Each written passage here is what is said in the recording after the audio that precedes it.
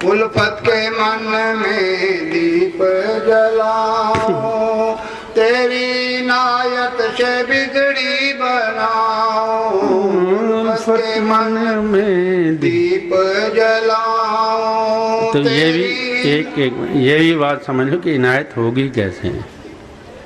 कुछ तो योग्यता होनी चाहिए, कुछ तो क्वालिफिकेशन होनी चाहिए कि इनायत हो जाए। उसके लिए भीतर प्रेम दीप जलाना पड़ेगा। बिना प्रेम दीप जलाए इनायत नहीं होगी।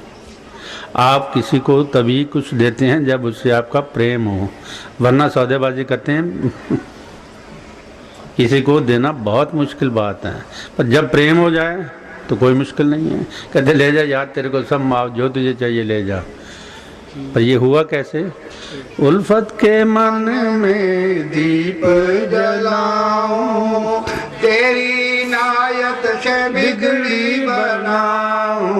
उल्फत के मन में दीप जलाओ, तेरी नायत से बिगड़ी बनाओ। जब जब मैं सतगुरु जीवन को पाऊं, जब जब मैं सतगुरु जीवन को पाऊं, तेरी शरण में मैं चल के आऊं। सतगुरु तेरे आसरे, ओ मेरा रोम रोम सिखाया। सतगुरु बख्शा प्रेम प्याला, पी के मैंने होश संभाला। सतगुरु बख्शा प्रेम प्याला। अब बात क्या हुई कि सतगुरु ने दिया क्या हमें। आमतौर पे लोग कहते हैं कि हमें मिलता क्या है। तो भाई प्रेम प्याला दे रहा है, जीवन आसान कर रहा है, जीवन सहल कर रहा है, जीवन सफल कर रहा है। ये हमारी समझ में नहीं आती हैं, क्योंकि हमारी अपेक्षाएं बहुत है ना। कोई बड़ी कार मिल जाए तो फिर तो सत्संग ठीक है, वरना प्रेम नहीं चाहिए। वो कहता है दूंगा तो ले भी लूँगा, फिर क्या करोगे। और प्रेम वापिस थोड़ी लेता परमात्मा। छोटी छोटी घटिया हमारी मांग होती है, जो बड़ी मांग हो उसको हम सोचते नहीं कि परमात्मा दे क्या रहा है, उसकी तरफ नहीं ख्याल होता। जो नहीं है उसी को रोते हैं कि ये नहीं मिला, वो नहीं मिला, मिला क्या। वो कहता है ठीक है आगे दरवाज़ा बंद है, फिर जा ले ले जहाँ से लेना। सतगुरु बख्शा प्रेम प्याला, पी के मैंने होश संभाला। सतगुरु बख्शा प्रेम प्याला, पी के मैंने होश संभाला। प्रेम के रंग में रंग गई मैं तो, प्रेम के रंग में रंग गई मैं तो। जीवन मेरा गया सुखाला, सतगुरु तेरे आसरे। जीवन सहल कर दिया, इससे बड़ी और कौन सी बात है। हर आदमी फंसा हुआ है, कोई ऐसा नहीं जो छूट जाए जीवन से। कहीं नहीं कहीं आपको शांति मिलती हो, चैन मिलता हो, सुकून मिलता हो, कहीं भी नहीं मिलेगा। पर सतगुरु के पास जब आते हैं तो वो हमें प्रेम का प्याला बख्शता है, प्रेम का प्याला बख्शता है। जैसे जैसे पीते चले जाओगे भीतर शांति, अपूर्व शांति, आनंद। क्या ये अचीवमेंट नहीं है? लाखों करोड़ों रुपए आप खर्च कर दें, शांति नहीं मिलती, आनंद नहीं मिलता। सतगुरु मेरे रमज बताई, घट ही भीतर खोजो रे भाई। अंदर अपने डूब के देखा, अंदर अपने डूब के देखा। रूह मेरी है अब रोशनाई, सतगुरु तेरे आसरे। ओ मेरा रोम सतगुरु मुझको रमज बता। एक रहस्य बताया, एक भेद बताया। अगर परमात्मा से मिलना चाहते हो तो अपने भीतर डूब जाओ, अपने भीतर डूब जाओगे। जब तक डूबोगे नहीं तब तक किनारे पे ही रहोगे। और किनारे पे क्या सिपियाँ और गोगे, इससे अलावा कुछ नहीं है। तो सारी दुनिया किनारे पे ही खड़ी है, पूजा पाठ सब कुछ चल रहा है, तीर्थ दान व्रत, वहीं किनारे के किनारे खड़े हैं, डूबना कोई नहीं चाहता। इसीलिए कबीर ने कहा जिन ढूंढा तिन पाया, गहरे पानी डूब के वैसे नहीं, वरना किनारे पे खड़े हैं, कर रहे हैं, इसमें कोई शक वाली बात नहीं।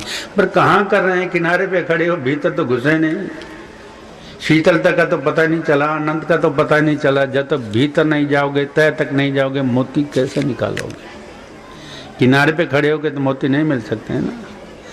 तो सतगुरु क्या करता है, रमज बताता है, रहस्य बताता है, हल करता है कि भाई अपने भीतर आ जाओ। जब तक भीतर नहीं जाओगे कैसे पाओगे?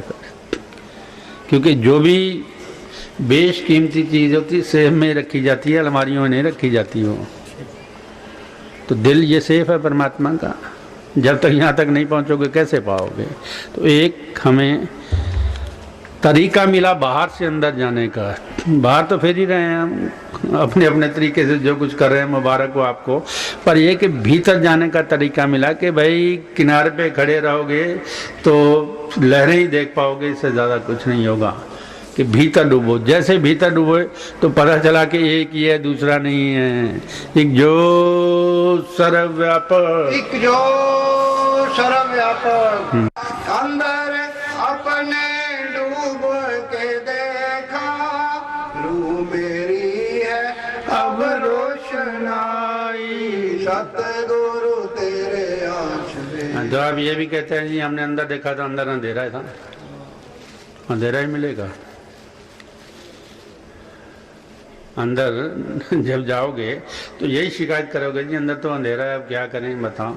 अरे भाई पहले अमावस्या आती है, पूर्णिमा बाद में आती है, ये पहले पूर्णिमा आ जाती है, 15 दिन अंधेरा ही देखना पड़ता है, बाद में चांद निकलता है, वो भी धीरे धीरे करके, थोड़ा थोड़ा। आज दूज का चांद, आज तीज का चांद, आज चौथ का चांद, पहले अंधेरा ही देखना पड़ता है। जब तक अंधेरा नहीं देख पाओगे उजाला भी नहीं देख पाओगे, दुख नहीं देखोगे सुख को भी नहीं देख पाओगे। दूसरा हिस्सा देखना पड़ता है, जब तक दूसरा हिस्सा नहीं देखोगे पहले का पता नहीं चलेगा। किसी भी चीज़ को जानने के लिए उसका दूसरा हिस्सा देखना पड़ता है, फिर ही शोर ना हो शांति को कैसे पहचान पाओगे भाई शांति क्या होती है?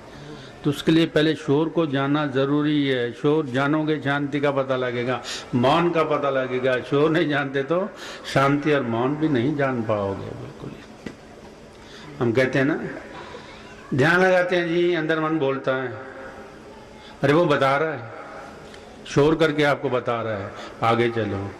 हम लड़ाई करते हैं नहीं जी, बस इसके बाद अब बैठना है नहीं, क्योंकि मन शोर करता है।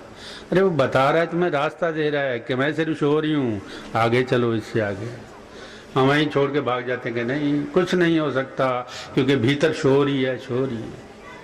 अरे शोर ना हो तुम्हें कैसे पता चलेगा कि शांति क्या? एक चीज दूसरे का पता दे रही है। ओ जीवन सफल हो जाएगा सतगुरु तेरे आश्रय, ओ मेरा जो सर्वव्यापक श्री प्रेम जी सहाय, तेरी मौज तू ही जान।